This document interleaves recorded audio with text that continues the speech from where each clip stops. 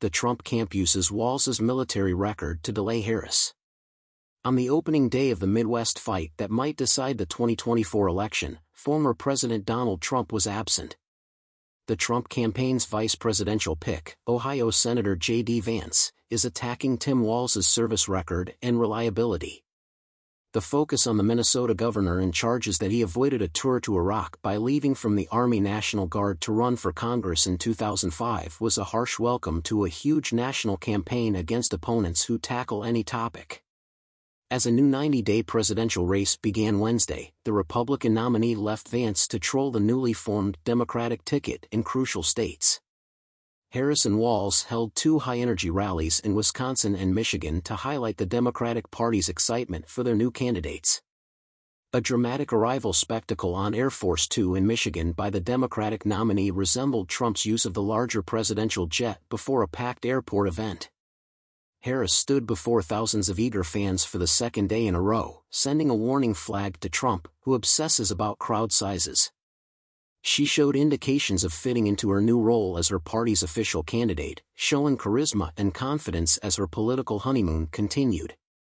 Harris sternly glared down pro-Palestinian chanting Detroit hecklers, delighting her supporters.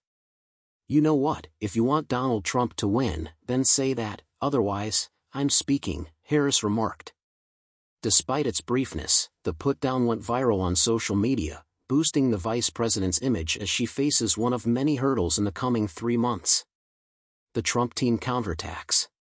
Trump's campaign revealed its intentions to stop Harris's momentum and undermine her new sidekick, whom she touts as a mentor, veteran, and Midwestern dad. After President Joe Biden conceded to Democratic fears that he was too elderly to run again, the former president struggled to respond to his opponent's unexpected turnaround. Trump's accusations that Harris is not black and his immature social media posts calling her Kamala show how lost he is. The Republican nominee will try again to change the race's narrative and stop Harris's strong start on Thursday. He announced a 2 p.m. Eastern Time press conference at Mar-a-Lago on Truth Social. On Wednesday, Trump contacted Fox News from his Florida club to say he was thrilled Harris had chosen Walz, calling the Democratic team extreme and too left for America. "Our ticket would want our country to go communist immediately, if not sooner," Trump stated. As he again failed to make a compelling case against his opponent, his attacks were generally unfocused and ineffective. Vance was forensic. His presentation in Eau Claire, Wisconsin, was smaller than Harris's outdoor rally but addressed voters' economic problems, including high prices, housing, energy, and food. "I know we can improve. We did better under Trump," Vance remarked. He mostly ignored Biden and continued calling the White House the Harris administration, meaning the vice president was in charge. Harris proved in the same western Wisconsin city that she recognizes the Biden administration's economic problems, despite a strong post-COVID-19 resurgence, are serious. "We will continue to fight for affordable housing, healthcare, childcare, and paid leave," she told the crowd. Despite a strong economy, grocery prices are still too high. "You and I know." How Vance and Trump plan to fool Harris.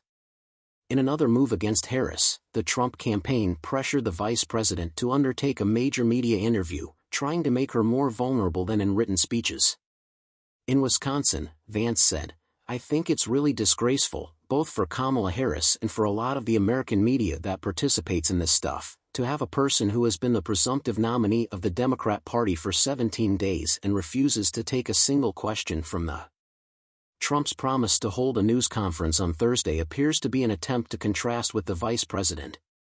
Harris waffled in interviews and unscripted moments, especially early in her vice presidency, and the Trump campaign sees this as a means to stall her good start. With the Democratic National Convention in less than 2 weeks, the Harris camp has little incentive to take risks, especially since Democrats can argue that the vice president has been frantically building a new campaign and frantically seeking a running mate. But such a position is unsustainable, and Harris will be under pressure to prove she's qualified to be president, especially if American strength abroad declines. One unusual moment on Wednesday showed how Vance is pursuing the vice president across the nation's most contentious political real estate. He claimed he approached Air Force Two on the tarmac in Wisconsin to talk to the vice president. "I just wanted to check out my future plane," he stated. A second debate Trump shift? Another indicator of the campaign's shifting political sands came Wednesday. Days after refusing to participate in an ABC presidential debate and demanded Harris meet him on Fox, the ex-president was open to a one-on-one debate. "We'll probably debate her soon." His Fox appearance left up the prospect that it may happen on another network. "I want to debate her, so I would do it now. I think debate is important for the nation," he remarked. Trump said, "I think Fox would do a pretty fantastic job, but two people have to agree."